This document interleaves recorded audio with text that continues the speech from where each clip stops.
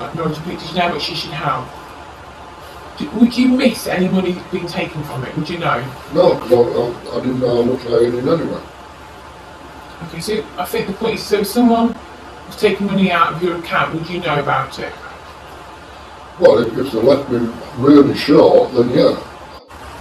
I used to go to shop and whatever, get me shopping. I used to call up and then come home, and I kept thinking, I'm getting through some, I'm going to cut down on my spending, sort of thing. Is that what you thought? Yeah. You thought you were spending it? I thought I was spending.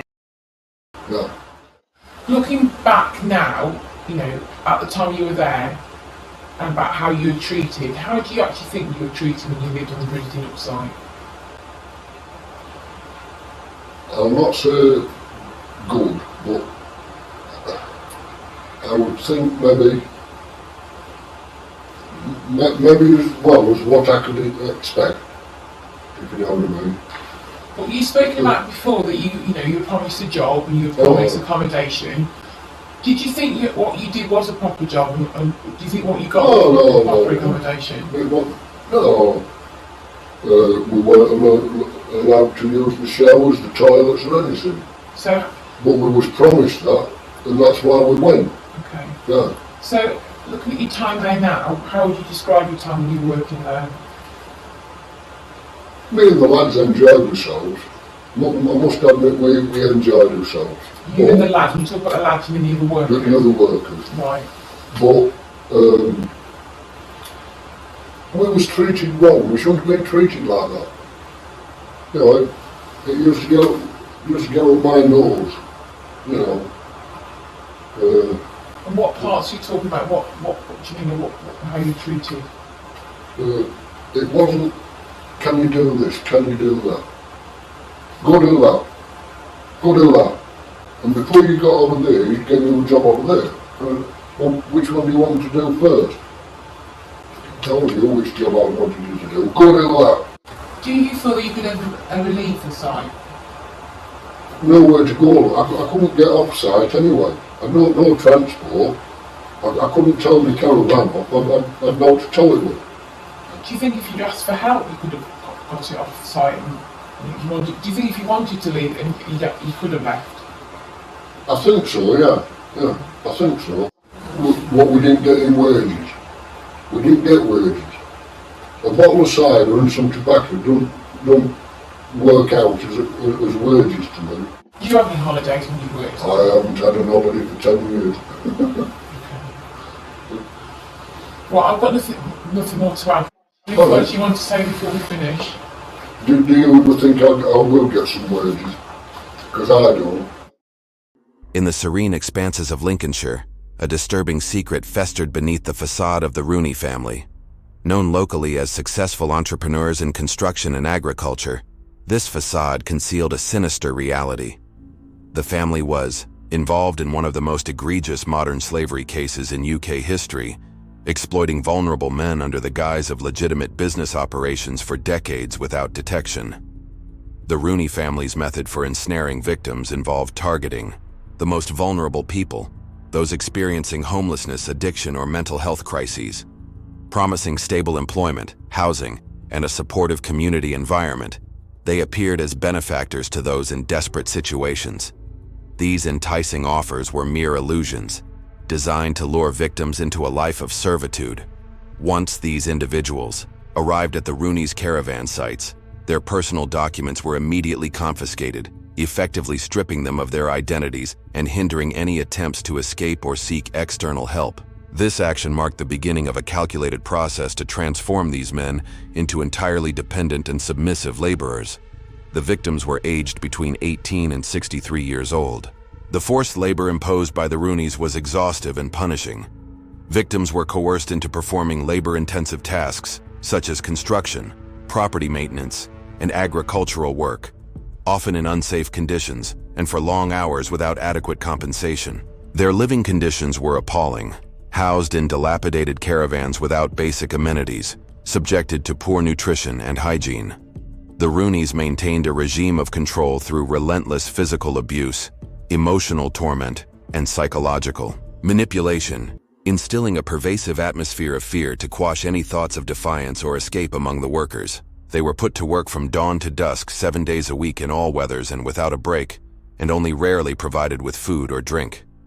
Sometimes payment was not monetary but by cheap cider, which promoted a dependency upon alcohol, which provided another means of control over them. One victim, whose ordeal spanned more than 25 years, was made to dig his own grave. Externally, the Rooney family cultivated an image of wealth and success. They were actively involved in community affairs, which helped to enhance their reputation and deflect any suspicions about their underlying activities. Their luxurious lifestyle, funded by the exploitation of their workers, was displayed through extravagant spending on homes, cars, and holidays. This public persona of affluence was crucial in maintaining their social standing and ensuring that the local community remained oblivious to the atrocities occurring right under their noses. One man who was exploited by the family for at least 12 years was brutally beaten by a Rooney lynch mob when a car he was driving ran out of petrol. By the time they were arrested, the family had plundered £36,000 worth of the man's income support and disability benefits.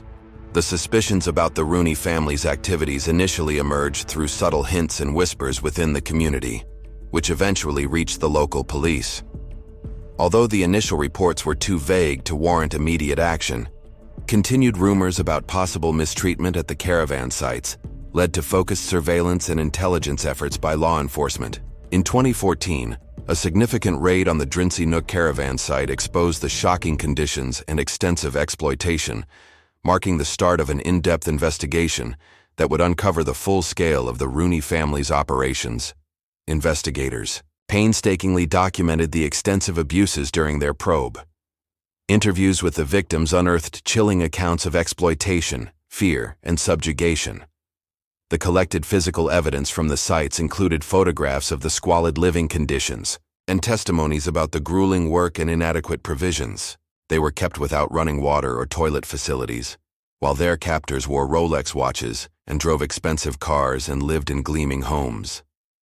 Financial analyses revealed how the Rooney family's apparent wealth was directly tied to their illegal activities, highlighting a stark contrast between the family's opulence and the deprivation endured by their workers.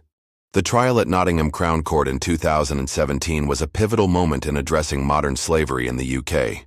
The prosecution meticulously presented their case, bolstered by harrowing testimonies from the victims, corroborating physical and financial evidence, and expert analyses on the psychological impact of the abuse. Despite arguments from the defense claiming the labor was consensual and the living conditions self-imposed, the evidence provided by the prosecution painted a clear picture of systematic exploitation and severe mistreatment.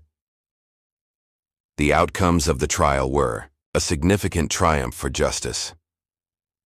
After a thorough and extensive trial process, 9 Rooney family members faced justice, each being convicted on multiple charges that included conspiracy to commit forced labor, servitude, and various fraud-related offenses. This result marked a landmark achievement in the legal history of modern slavery cases within the UK.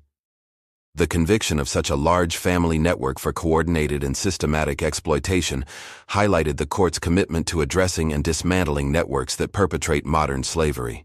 The sentences handed down were severe and clearly reflective of the gravity of the offenses committed by the Rooney family. They ranged from 5 to 15 years in prison, with the ringleaders receiving the longest sentences. This severity was a deliberate signal from the judiciary to deter similar crimes, emphasizing that modern slavery and human exploitation would not be tolerated under UK law. The judge, in passing sentence, noted the calculated cruelty of the defendants, highlighting how they exploited the vulnerability of their victims for financial gain and personal benefit. The head of the family, Martin Rooney Sr, was jailed for 10 years, while 2 of his sons were each jailed for more than 15 years. The family were described as chilling in their mercilessness. Sentencing Martin Rooney Sr, Timothy Spencer QC said, "You brought up your sons in a criminal culture." The judge compared the squalid lives of the victims to the lavish lifestyle the family enjoyed. It was like the gulf between medieval royalty and peasantry, he told them. Furthermore, the court took the unusual step of issuing lifetime slavery and trafficking prevention orders against the principal offenders within the family. These orders were designed to prevent any future engagement in similar criminal activities, illustrating the long-term commitment to protecting society from their further harm. The impact of these sentences extended beyond the courtroom. They provided some measure of solace to the victims, many of whom attended the sentencing. Witnessing the significant legal repercussions imposed on their abusers served as a crucial step in their healing process. Moreover, the sentences underscored the court's recognition of the profound and lasting harm inflicted on the victims, acknowledging their suffering and the violation of their basic human rights. Chief Superintendent Chris Davison of Lincolnshire Police said the victims will never get the years back that were taken away from them, but I hope this provides them with some comfort that justice has been served and demonstrates that we will do everything in our power to try and others suffering in the ways that they did. The Rooney family case significantly raised public and governmental awareness about modern slavery in the UK, leading to legislative and procedural changes aimed at preventing such abuses. It underscored the importance of community vigilance and proactive law enforcement in uncovering and addressing hidden crimes. In reflecting on the Rooney family case, it is evident that while significant strides have been made in the fight against modern slavery, much work remains. Continuous vigilance, education, and collaboration are essential to sustain progress and prevent future cases. The lessons learned from Lincolnshire resonate deeply, serving as a somber reminder of the vigilance required to ensure that such atrocities never again occur in any community.